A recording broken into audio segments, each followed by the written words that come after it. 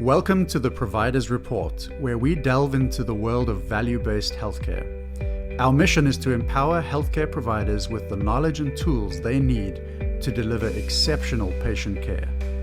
Each episode, we explore best practices, innovative strategies, and real-world examples of how to achieve the highest standards in patient communication and outcomes. Join us as we transform the future of healthcare, one conversation at a time.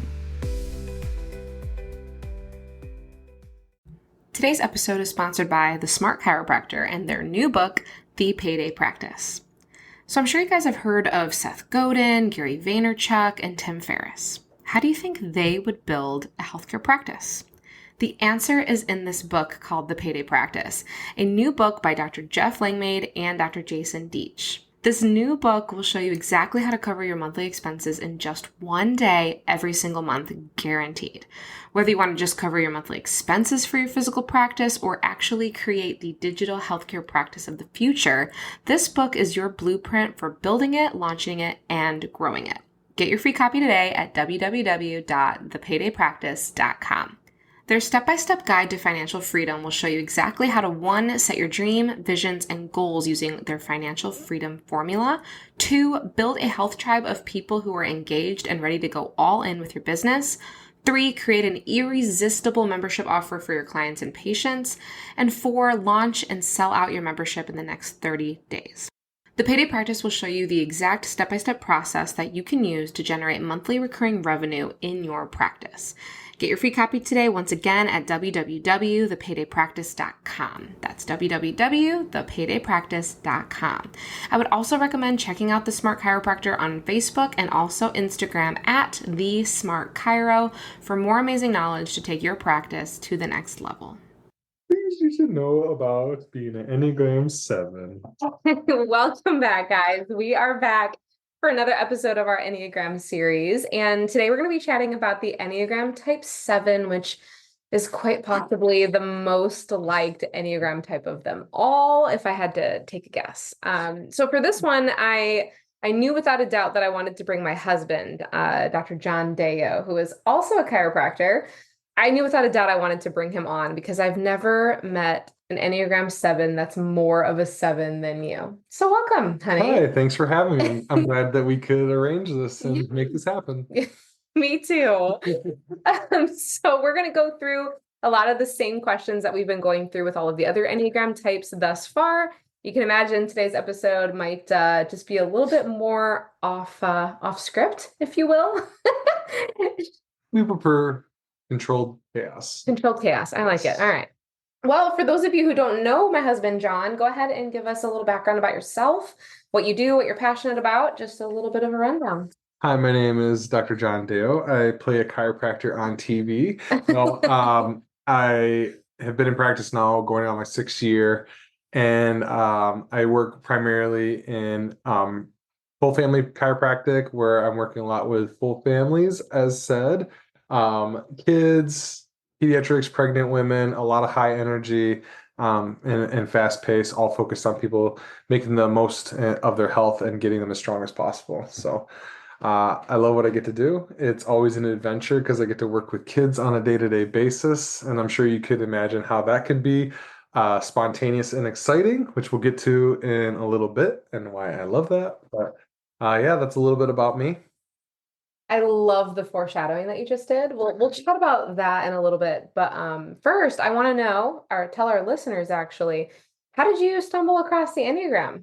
I had this great resource in my lovely wife who said, hey, I'm learning a lot about these Enneagrams and I'm really curious on what you are. Take this test.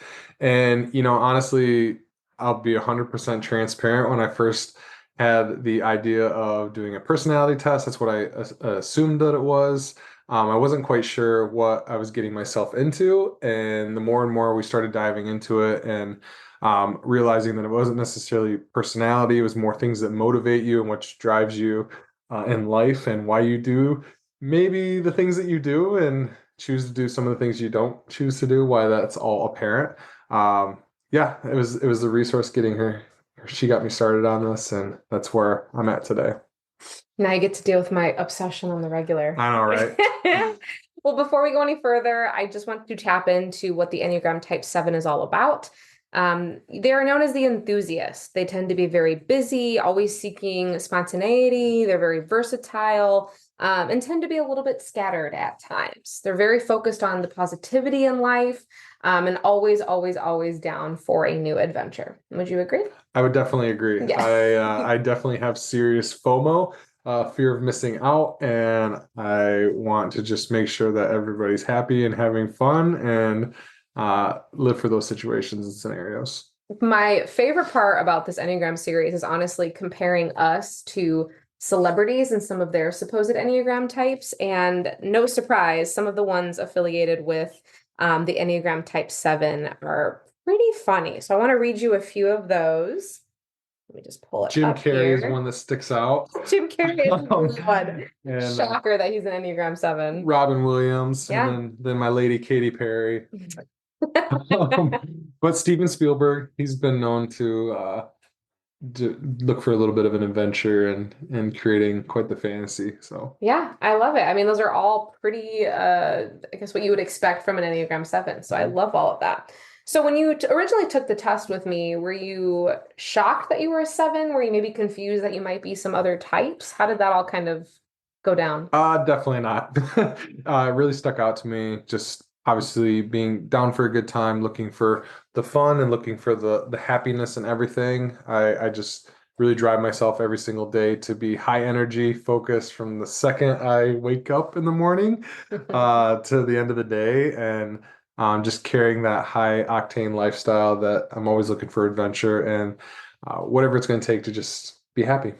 What parts of that do you think help you in practice, working with patients all day and dealing with the healthcare system as a whole? In my field, working primarily with full families, definitely being high energy with kids is a high point. But also being a chiropractor, you're in a state of care where people are looking for hope. They're looking for ways and opportunities to improve themselves. So, being a motivator, being able to lead people, and just kind of be that cheerleader for them, I think has been a really strong point that I love and I live for on a day-to-day basis. And to hear people excited about that too, and excited about taking control of their own health is something that really drives me. Yeah, I like that point. I mean, for a lot of the more somber healthcare professions and healthcare fields, I could see how this type would really benefit the patient in that scenario. You know, in our world of musculoskeletal health, we deal with pain or disability or dysfunction on a regular basis. So to walk into an exam room when you're struggling with severe chronic pain or an acute injury and seeing a personality type like you, Yeah. I can imagine would be a really, really good thing for a majority of people. Yeah, my goal every single visit, along with obviously world-class chiropractic adjustment, is a laugh, a smile, and an eye roll. That's what I'm really looking for. Because I think that when people are able to not take themselves as serious and really see the light of things, they're more willing to open up and see that they are capable of really achieving whatever their goals are in life, whatever their health goals may be, whether it's pain based or whether it's function based. Being able to create a lightheartedness is something that helps provide that energy for that patient too. You're obviously a few years in now, 5 or 6 years in. Do you find that if you do go into a room like your normal self, if you happen to engage with a patient that might not be receptive of that, or perhaps, view your personality type as just not something they want to deal with right now, have you gotten to the point now where you're able to either turn that off or kind of tweak it a little bit? I think one of the benefits of being a 7 is that, being always down for an adventure, always up for a challenge, you're able to address and assess the room relatively quickly. I think it gives a sense of confidence where I might have someone, whether they're an elderly patient or someone who's maybe a little bit more timid, being able to quickly observe that from experiences that I've had and being able to really just meet them where they're at and help bring them up a little bit, maybe.